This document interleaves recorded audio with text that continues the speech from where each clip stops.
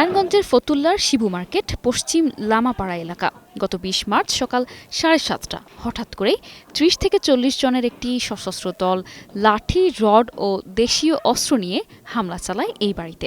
মুহূর্তে রণক্ষেত্রে পরিণত হয় পুরো এলাকা।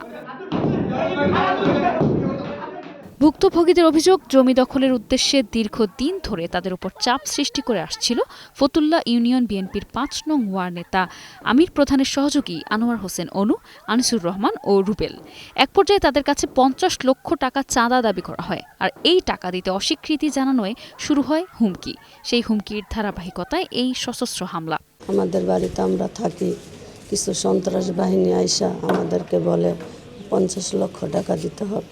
তা আমরা বলছি, আমরা তো গরিব অসহায় মানুষ, ৫০ লক্ষ টাকা আমরা কোথা থেকে দিব? আমরা দিন আনি দিন খাই। বলতেছে না, যদি ৫০ লক্ষ টাকা না দেস তাহলে বাড়িতে থাকতে পারবি না। আমার পরিবারকে হুমকি দিয়ে গেছে, মারধর করছে। তারপর বলার পরে বলছি যে আমরা এখন টাকা পয়সা পারবো না, আপনার কাছে অনুরোধ করে আমাদেরকে মারধর করেন না। তারা পার্টি করে, কিসের পার্টি করে? তারা বলছে বিএনপির পার্টি করে, তারা নেতা মানুষ। এখন তো তাদের সাথে তো আমরা পারবো না, আমরা অসহায় মানুষ। আমার ওই যে বাপদাদার সম্পদ, আজকে ৭০ থেকে ৮০ বছর ধরে এটা আমি বাস করে খাই। আমার ছেলে দুইটা মারা গেছে, এনে মাটি দিছি। আমার দাদিরে ওই জায়গায় মাটি দিছি। আচ্ছা, একবার ধান বললাম, ওরা লুইটা ধান মান সব লই গেল।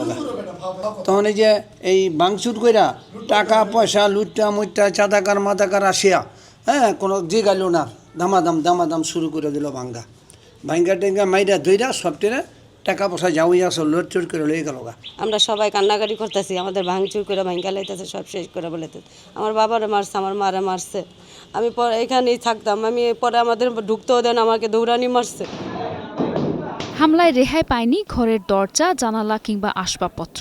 বাধা দিতে গেলে নারীসহ পরিবারের একাধিক সদস্যকে নির্মমভাবে পেটানো হয়। আমার একটা নাতি, ছোট্ট ২ বছর, ওরে শুদ্ধ ঈদ দিয়া টিলা দিয়া ওর নাক কপাল এগুলো ফাটাই লাইছে। যদি এই বাচ্চাটার একটা ক্ষতি হয়ে যেত, এই ক্ষতিটা আমরা কই পাইতাম? ৭:৩০ থেকে ট্রিপল নাম্বারে ফোন দেওয়া হইতাছে, তারপরে কোনো পাইতাছি না। তারপর আমরা আর সহ্য করতে পারি না। তারপর আমি থানায় গেছি, থানায় গিয়ে সেটা তারপরে বলতাছি, স্যার আমাদের আপনারা বাঁচান, আমাদের বাড়িঘর সব শেষ করে ফেলাইতেছে। বলতেছে স্যার আসতেছে, উপরে স্যার আসতেছে, এমন করতে করতে আধা ঘন্টা। তারপর স্যার নিচে নামছে, নামার পরে আমরা স্যারের পিছে দৌড়াইতেছি, স্যার বাঁচান। কয় আর কেউ বাড়ি ভাঙে না, শুধু তোর বাড়ি ভাঙে কে? তুই ১ নম্বর সন্ত্রাস। ঘটনার পর ফতুল্লা মডেল থানায় লিখিত অভিযোগ দেওয়া হলেও ভুক্তভোগীদের অভিযোগ, পুলিশের পক্ষ থেকে এখনও দৃশ্যমান কোনো কার্যকর পদক্ষেপ নেওয়া হয়নি। তবে ক্যামেরার সামনে কথা বলতে রাজি না হলেও ফতুল্লা মডেল থানার ভারপ্রাপ্ত কর্মকর্তা আব্দুল মান্নান জানিয়েছে, বিষয়টি তদন্তাধীন, পুলিশ মামলা নিয়েছে এবং আসামিদের গ্রেফতারের জন্য অভিযান চলছে।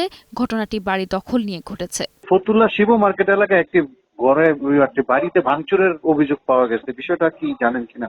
আমরা মামলা নিচ্ছি, এখন মামলা তদন্ত করবো, আসামি অ্যারেস্ট করবো পারলে। মূলত এই বাড়িটার দখল নিয়ে তাদের ভিতরে মারামারি অভিযোগ করতে মামলাও নিচ্ছি আমরা। এই ঘটনায় পুরো এলাকায় চরম আতঙ্ক ও উত্তেজনা বিরাজ করছে। সাধারণ মানুষের নিরাপত্তা নিশ্চিত করতে এবং চাঁদাবাজদের দ্রুত আইনের আওতায় আনার দাবি জানিয়েছেন স্থানীয় বাসিন্দারা। নিশা আলম, নিউজ ডেস্ক, ২১ টেলিভিশন।